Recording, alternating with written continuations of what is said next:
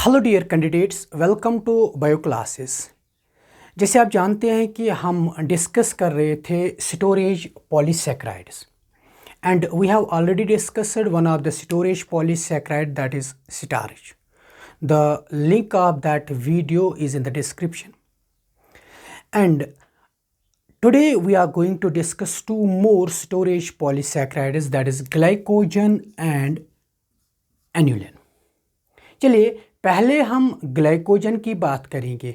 Glycogen एक man reserve food होता है इन case of animals, fungi and bacteria. So this glycogen is the man reserve food in animals, fungi and bacteria. So glycogen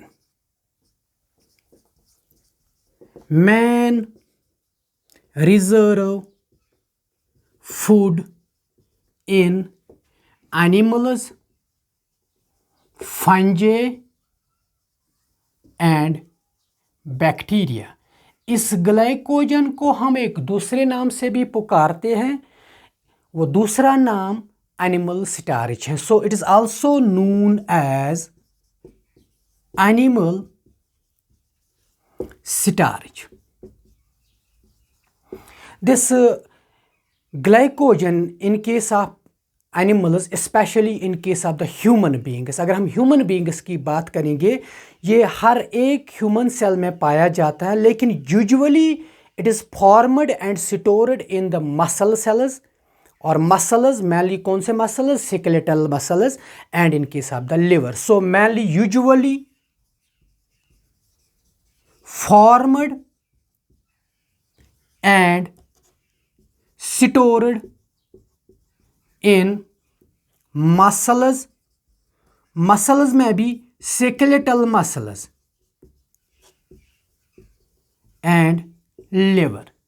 So this glycogen in case of human beings is present in all the cells but usually formed and stored in the muscles and liver. यहाँ पे जो sales इसको बना देते हैं from the glucose. तो glycogen is it is a man reserve food in case of the animals. It is formed from the glucose. The cells form it from the glucose. That glucose is drown from the blood stream. So blood stream से glucose molecules को लिया जाता है और फिर ये sales मैंने the muscle cells और लिवर सेल्स इसको बना देते हैं. एंड ह्यूमन एक adult human liver can store up to 0.1 kg of glycogen. So adult human का जो लिवर होता है, it can store up to 0.1 kg of glycogen. ये ग्लाइकोजन स्टार्च की तरह ग्रैन्युलर फॉर्म में होता है. It occurs in granules as in case of the starch, that is the plant में जो मैन रिजर्व फूड होता है. लेकिन यहां पे जो ग्रैन्यूल्स होते हैं, they are appear as ellipsoid and flattened. And these granules जो यहाँ पे ग्लाइकोजन ग्रैन्यूल्स सेल्स में पाए जाते हैं, वो अपीयर होते हैं in the for as ellipsoid and flattened and occur in the cells freely. Now next point about this glycogen is that this glycogen का भी हेलिकल नेचर होता है, हेलिकल स्ट्रक्चर होता है. इस हेलिकल स्ट्रक्चर की वजह से यह भी आयोडीन को होल्ड कर सकता है. So it can hold, this glycogen can hold iodine solution. जब ये आयोडीन सोल्यूशन को होल्ड कर सकता है, when this glycogen is stranded with the iodine, it can hold the iodine solution and gives the, यहाँ पे it gives the red color. color. Now this was just an introduction about the glycogen. Now coming to the structure of this glycogen. Glycogen की अगर हम structure की बात करेंगे, it is similar to the amylopectin of starch. जैसा amylopectin starch में होता है वैसा ही यहाँ पे ग्लाइकोजन भी होता है। तो स्ट्रक्चर की अगर हम बात करेंगे, स्ट्रक्चर में हम सिंपली कह सकते हैं it is similar to amylopectin of starch, लेकिन ये जो ग्लाइकोजन होता है, glycogen is highly branched. Amylopectin branched होता है लेकिन लेस ब्रांचेड होता है, लेकिन ये जो होता है glycogen it is highly branched. As in case of the amylopectin वहाँ पे दो ब्रांचेस, दो चेन्स होती, एक मेन चेन होती है और एक ब्रांच चेन होती है। यहाँ पे जो मेन चेन होती है वो भी ग्लूकोज मॉलिक्यूल से बनी हुई होती है, that is alpha D glucose. So this is also the polyglycan homopolysaccharide. ये ग्लाइकोजन भी एक होमो पॉलीग्लाइकन है that is made up of the glucose. Glucose कौन सा? Alpha D glucose. और ये अल्फा डी ग्लूकोज दो किस्म की चेन्स बना देते। एक चेन जो मेन चेन होती है, ऐसे यहां पे मैं आपको दिखा दूं, ये एक ग्लूकोज मॉलिक्यूल, दूसरा, तीसरा, चौथा, पांचवा, छठा and so on. These glucose if this is the glucose molecule first, second, there here it is the, as in case of the amylopectin, it is the alpha 1,4 linkage. और यहाँ पे इसको हम मैन चेन कहेंगे या man branch कहेंगे, man chain. इस man chain के साथ एक ब्रांच पॉइंट होता है, यहां से मैं दिखाने की कोशिश करूंगा। If this is one glucose, second glucose, third glucose and fourth glucose, ये भी यहां पे भी ब्रांच बना है 1,4 लिंकेज, अल्फा 1,4। लेकिन ये वाला जो लास्ट इसका ग्लूकोज मॉलिक्यूल इस मेन चेन के 6th कार्बन के हाइड्रोक्सिल ग्रुप के साथ इसका फर्स्ट कार्बन बॉन्ड बना देता है, और इस बॉन्ड को हम कहते हैं अल्फा 1,6 लिंकेज और ग्लाइकोसिडिक बॉन्ड। लेकिन यहाँ पे this is as in case of the amylopectin same, but यहाँ पे अगर हम बात करेंगे the difference between the amylopectin and the glycogen is that कि वहां पे branch point was occurring after every 24th to 30th glucose molecule of the main chain. main chain के 24th to 30th glucose molecule पे branch point arise होता था इन case of amylopectin. लेकिन यहां पे ब्रांच पॉइंट जो होता है, branch point occurring after every 8 to 12 glucose molecules of the main chain। तो यहां पे आप देखने की कोशिश करेंगे, अमाइलोपेक्टिन में जो ब्रांच पॉइंट होता है, ब्रांच पॉइंट ओकर होता है, तो वो होता है after every 24th to 30th glucose molecule of the main chain. लेकिन ग्लाइकोजन की अगर हम बात करेंगे, वहां पे मेन चेन पे after every 8 to 12 glucose molecules को छोड़ने के बाद एक ब्रांच पॉइंट अराइज होती है जो 1,6 लिंकेज होती है। This was a simple. अगर हम अब इसका केमिकली अगर हम इसका देखेंगे स्ट्रक्चर, तो आप देखने की कोशिश कर लीजिए। यहाँ पे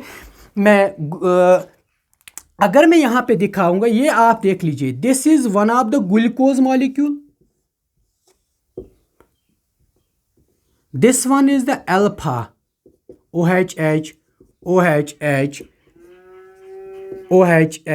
and this is the OHH, here it is CH2OH and H, it is alpha D glucose. यहां पे मैं दूसरा अल्फा डी ग्लूकोज मॉलिक्यूल को बनाने की कोशिश करूंगा,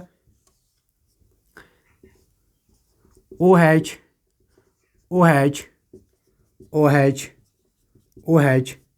CH2OH, here it is H, here it is H, here it is H, here it is H।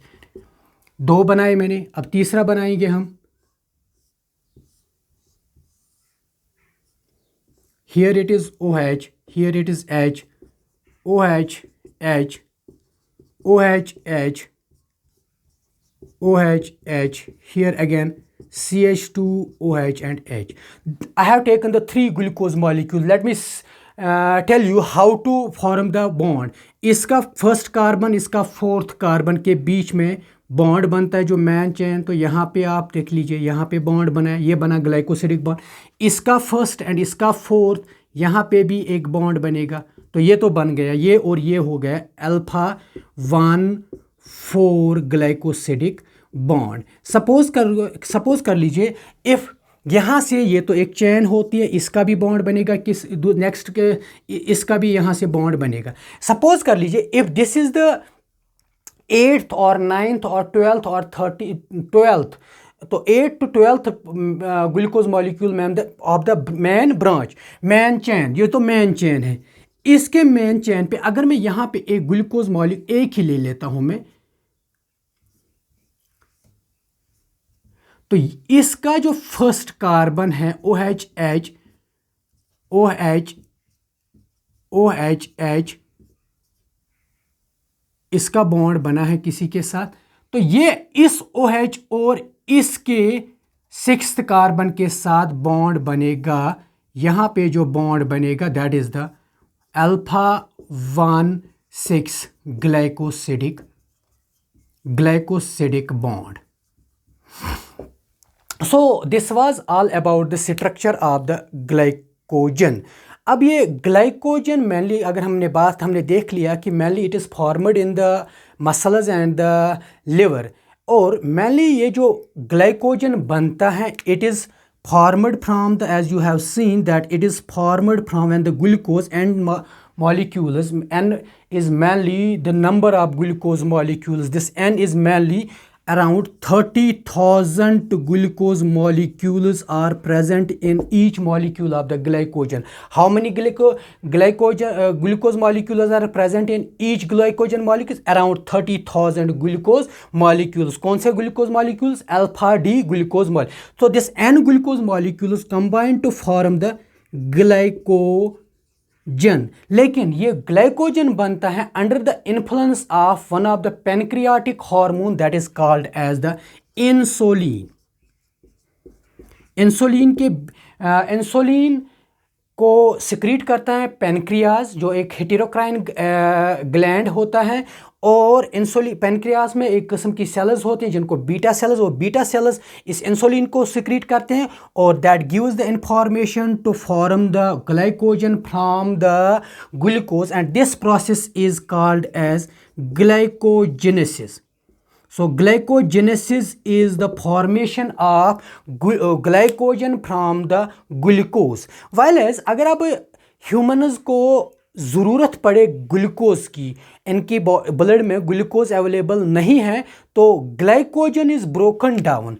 Glycogen को ब्रेक डाउन किया जाता है into the glucose under the influence of an another pancreatic hormone secreted by the alpha cells of the pancreas, जिस hormone को हम कहते हैं glucagon, and इस ग्लूकागॉन इंफॉर्मेशन दे देता है कि हमें ब्लड में ग्लूकोज की ज़रूरत है, और इस ग्लाइकोजन को हमें ब्रेक डाउन करना है into the glucose molecule, and this process is called as glycogenolysis. Glycogenolysis. So glycogenesis is the formation of glycogen from the glucose under the influence of an hormone called as insulin, while as the breakdown of glycogen into the glucose is called as glycogenolysis, and that occurs under the influence of another pancreatic hormone called as glucagon. So this was all about the glycogen. Now coming to the next storage polysaccharide that is called as the aniline. तो aniline एक फ्रैक्टिन storage polysaccharide होता है. Fructan that is means it is made up of the fructose. Fructose भी किस configuration में? Beta D fructose. So aniline is a fractal storage polysaccharide, that is, it is made up of, composed of beta D fructose. और यहाँ पे जो ये फ्रिक्टोस molecules एक दूसरे के साथ ज्वाइन हुए होते हैं, they are joined by means of beta 2,1 glycosidic bond. So in case of this aniline, which is a fructan storage polysaccharide, in case of mainly it is formed in case of the plant roots of the dahlia and related plants. So it is mainly present in the dahlia and related plants. और ये फ्रैक्टन storage polysaccharide होता है, that means it is made up of beta D fructose molecules. और ये beta D fructose molecules एक दूसरे के साथ ज्वाइन हुए होते हैं bye means of beta 2,1 glycosidic bond. एक फ्रिक्टोस के सेकंड कार्बन के हाइड्रोक्सिल एंड नेक्स्ट फ्रिक्टोस के फर्स्ट कार्बन के साथ जो बॉन्ड बनता है, ग्लाइकोसिडिक बॉन्ड बनता है, वही बॉन्ड इनमें इस एन्युलिन में होता है। लेकिन इन ह्यूमन्स की डाइजेस्टिव सिस्टम की अगर हम बात करेंगे, एलिमेंट्री कैनाल की बात करेंगे, हमारी एलिमेंट्री कैनाल में या हमारे डाइजेस्टिव सिस्टम में कोई भी ऐसा एंजाइम सिक्रीट नहीं होता है जो इस बीटा 2,1 ग्लाइकोसिडिक बॉन्ड को ब्रेक डाउन कर सकते हैं। सो हम कह सकते हैं कि हमारा डाइजेस्टिव सिस्टम इस एन्युलिन को मेटाबोलाइज या डाइजेस्ट नहीं कर सकता है। ह्यूमन्स में ह्यूमन डाइजेस्टिव सिस्टम में कोई भी ऐसा enzyme, no enzyme for the digestion of beta 2,1 glycosidic bond of inulin. जब इसको हमारा डाइजेस्टिव सिस्टम इसको डाइजेस्ट, कोई एंजाइम सिक्रीट ही नहीं करता है जो इसको डाइजेस्ट कर सकता है, so it is readily filtered through our kidneys. तो इसको किडनीज जो इसको जब हम इसको खाते हैं, kidneys readily filter aniline, so it is readily filtered by our kidneys. So हमारी किडनीज इसको आराम से फिल्टर करती है। So it is used as an intravenous injection.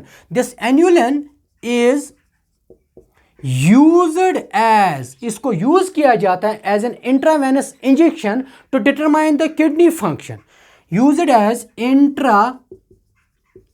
intravenous injection to determine kidney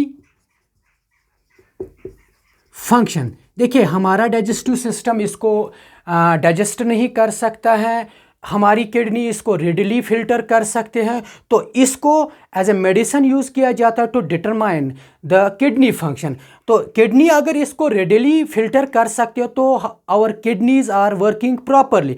if our kidneys are not able to readily filter this inulin, that our kidneys are not working properly. So this inulin is used as an intravenous injection to determine the kidney function. It is also used as, this is also used as, this inulin को use किया जाता है इन case of breads, in case of the diabetics में जो diabetes patient हैं तो उसको उनकी ब्रेड्स में इस एन्युलिन को यूज़ किया जाता है। तो this was all about the two important storage polysaccharides, that is the glycogen and this inulin. Dear candidates, if you have liked my video, do subscribe now and hit the bell icon so that you will get all the notifications of my new videos. Thank you. See you in the next class.